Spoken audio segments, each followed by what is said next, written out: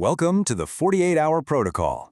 This is your rapid-fire, high-stakes, tactical explainer on surviving a nuclear blast using nothing but pure physics and household awareness. Let's jump right in. So the sky just caught fire. Now what? Listen to me. Panic is just dead weight right now. You've got roughly 15 minutes before that shockwave hits, so you need to move with absolute purpose.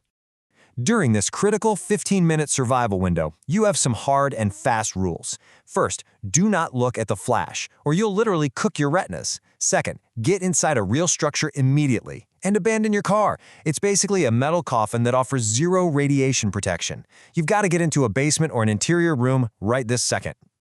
Okay, moving right into Phase 1, decontamination. Strip and seal. This is where we deal with the invisible threat. Radioactive fallout dropping like deadly snow. Here is your rapid decontamination protocol. Strip off your outer clothing right at the door. Next, wipe any exposed skin and hair with a damp cloth. But whatever you do, do not take a full shower, because you absolutely cannot afford to waste your critical drinking water. Finally, seal up the room with tape and plastic. Just taking off those outer layers and leaving your shoes at the door sheds up to 90% of the radioactive contamination. Remember, you aren't radioactive, your clothes are. As the saying goes, you're creating a positive pressure environment using nothing but plastic and hope.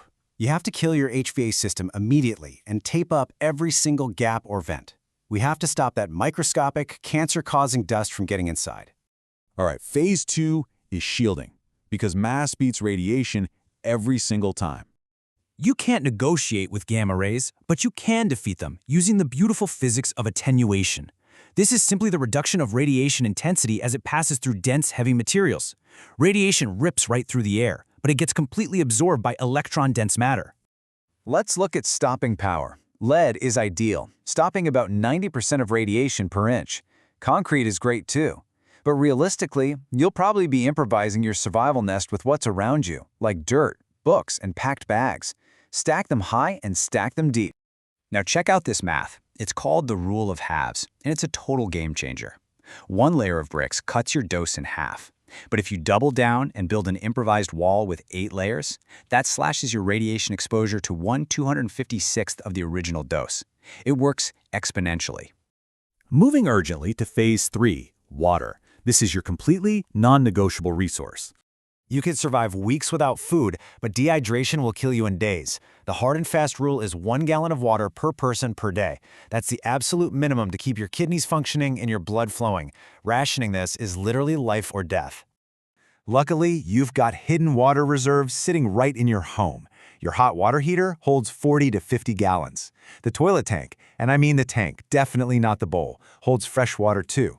Stick to bottled or sealed liquids, and fiercely guard against drinking any exposed surface water or post-blast rain. If things get truly desperate, high school chemistry can literally save your life with improvised distillation. You boil the contaminated water, trap the rising steam on a sloped lid, and let it condense and drip into a clean cup. This brilliant process actually separates pure H2O steam from heavy radioactive isotopes like cesium. When it comes to food, remember this. Hunger is temporary, starvation is permanent. Eat your perishables first, aim for a 1,500-calorie minimum, and only consume from perfectly sealed containers. Which brings us to the finish line. Phase 4, the 48-hour decay curve. Radiation decay works on an exponential curve, meaning time is literally healing the environment atom by atom. After just 7 hours, only 10% of the radiation remains. By 48 hours, you're down to 1%. This is exactly why a strict 48-hour lockdown is completely non-negotiable. This is how fast the most lethal isotopes burn themselves out. Now, if you have a Geiger counter, it's your only honest friend in the apocalypse. 1 Rontgen per hour is the critical threshold you need to know. Staying below that 1 R per hour mark is the absolute rule to determine if short, emergency scavenging trips outside are actually survivable. Eventually, you face a brutal go-or-die decision tree. Do you shelter in place or evacuate? The rule is simple. If the structure is stable and your supplies are adequate, do not leave. Ride out the radiation. You only evacuate, moving fast, if the building is compromised and literally collapsing on top of you. So what does this all mean for us? When the unthinkable happens, will you rely on hope Or will you choose to build your survival on physics and preparation? Remember, a bunker isn't a survival strategy. Knowledge is. Thanks for joining me on this explainer. Stay safe and stay prepared.